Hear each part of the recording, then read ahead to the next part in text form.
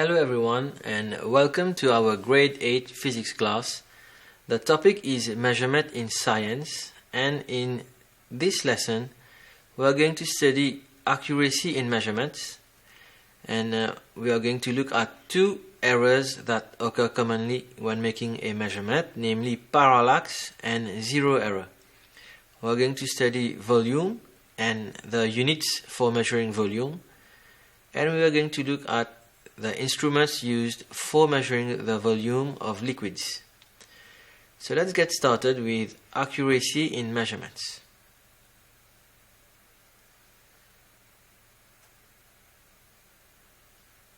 Whenever we make a measurement using an instrument, we want our measurement to be as accurate as possible. However, errors can occur when we are making the measurement, and usually errors can occur due to poor measurement techniques from the observer, which means that the person making the measurement is not using the instrument correctly or is being careless, or there might be an error in the instrument itself, that is, the instrument is faulty. Two common errors that occur when measuring a physical quantity are parallax error and zero error.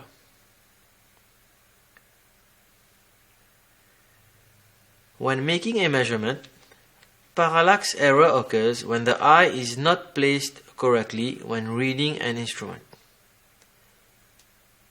Let us look at an example of how parallax error occurs in a measurement. Here we are using a ruler to measure the length of a stick.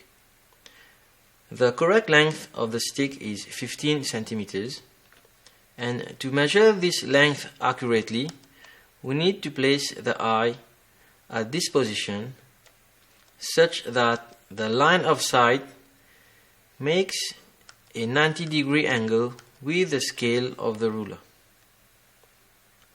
So in this position, the observer will read 15 centimeters, which is the correct length.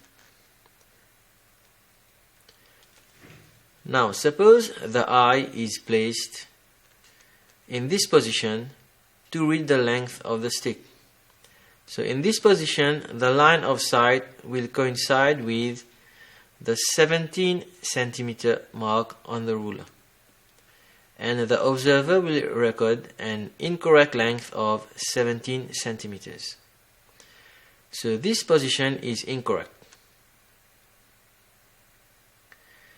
To avoid parallax error, we need to place the eye at 90 degrees to the scale. Let us now look at zero error. Zero error occurs when an instrument shows a non-zero value when no physical quantity is being measured. So consider these two beam balances. Now in the first diagram, the balance is empty and the pointer is indicating 0. So in this case, there is no zero error in the balance.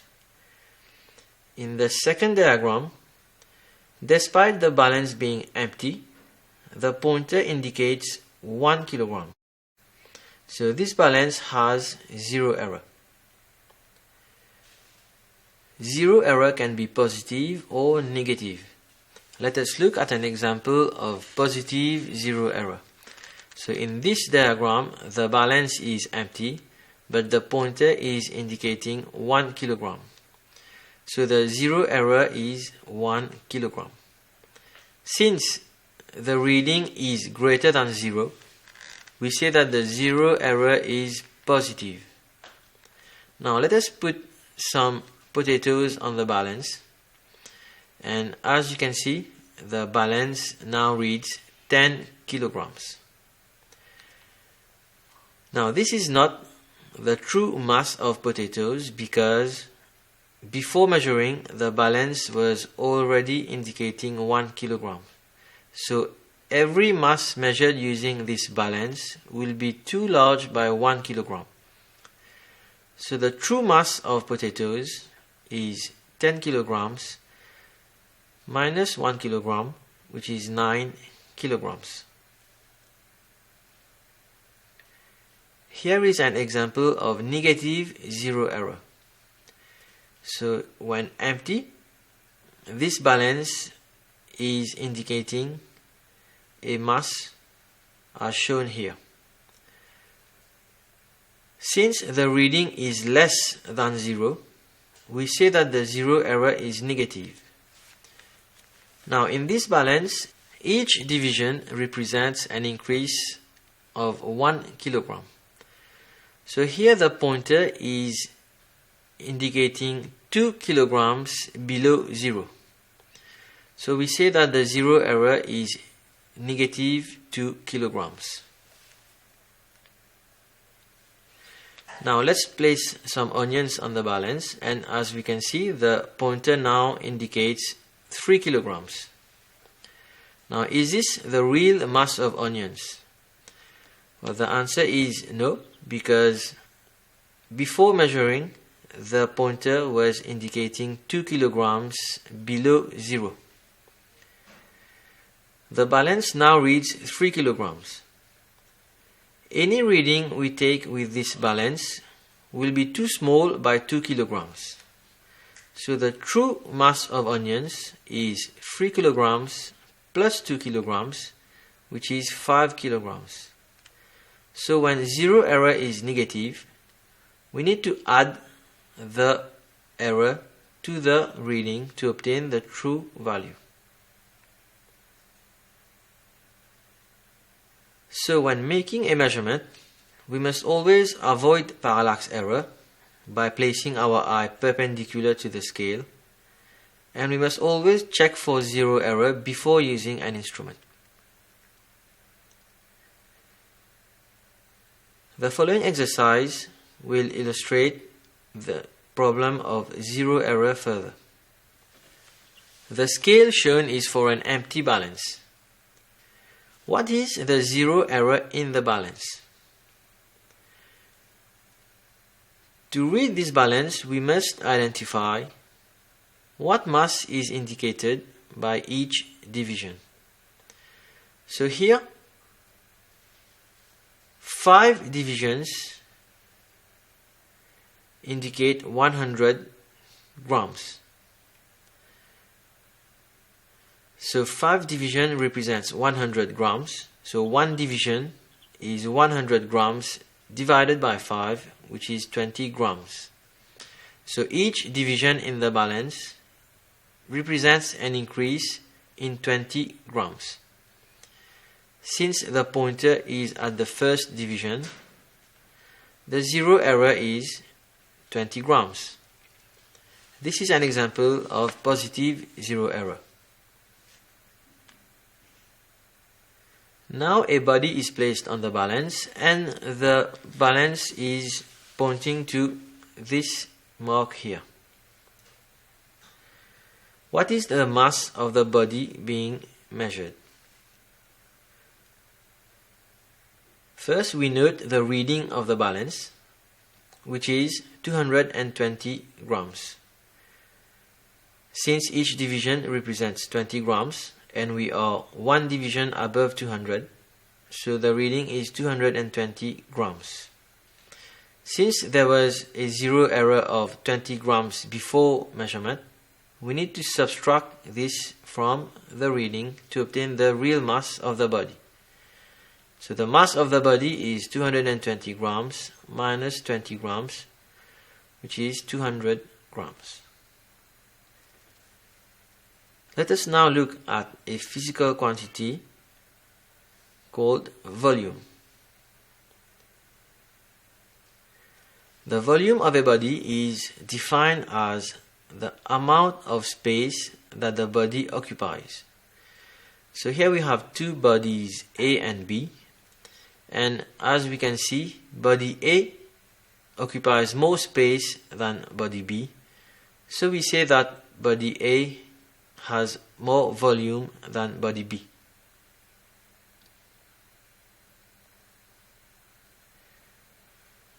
The SI unit for volume is the cubic meter, and another commonly used unit for volume is the cubic centimeter. The volume of liquids is often measured in liters, centiliters, and milliliters as well. The following pictures show instruments commonly used for measuring the volume of liquids. We have the beaker, the measuring cylinder, the pipette, and the burette. Let us look in more details at the measuring cylinder. Measuring cylinders are used for measuring the volume of liquids, and very often measuring cylinders are graduated in milliliters. However, they can also be graduated in centimeter cube. This is because a volume of 1 milliliter is equivalent to a volume of 1 centimeter cube. When liquids such as water or oil are placed in a measuring cylinder, the surface of the liquid is not flat but takes a curved shape, which is called the meniscus. The volume of liquids in a measuring cylinder is always read at the lower meniscus or at the center of the meniscus. Let us look at two examples. So what is the volume of water in this measuring cylinder? To be able to read this volume, we first need to identify what volume is indicated by each mark in the scale. So here, if we start from 50 to 60 milliliters, this is an increase of 10 milliliters.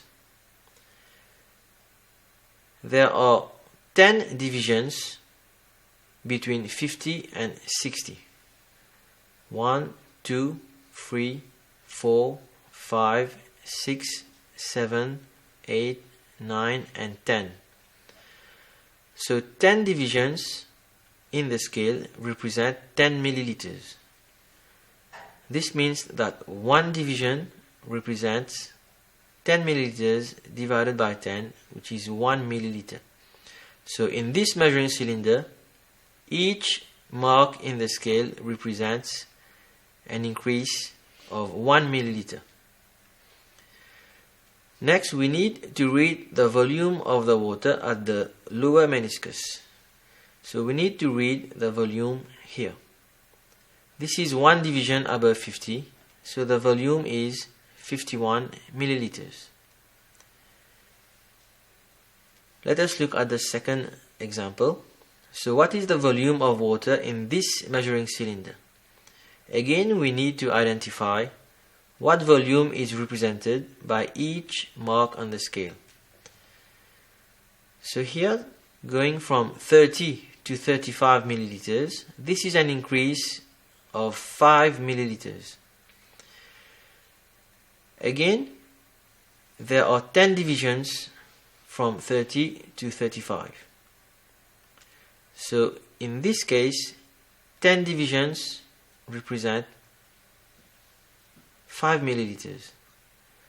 So one division represents 5 milliliters divided by 10, which is 0.5 milliliters. So each division in this measuring cylinder represents 0.5 milliliters. So reading at the lower meniscus, which is here, there are 6 divisions above 30. 1, 2, 3, 4, 5, and 6. So 6 divisions represent 3 milliliters. So the volume here is 33 milliliters. To make our reading as accurate as possible, we need to avoid parallax error when using the measuring cylinder. So to avoid parallax error, we need to place our eye such that the line of sight is perpendicular or 90 degrees to the scale of the measuring cylinder. So this is a correct position for measuring volume at the lower meniscus. If we place our eye in this position, parallax error can occur since our line of sight will coincide with this graduation mark, which is the wrong volume. Thank you for your attention and see you in the next video.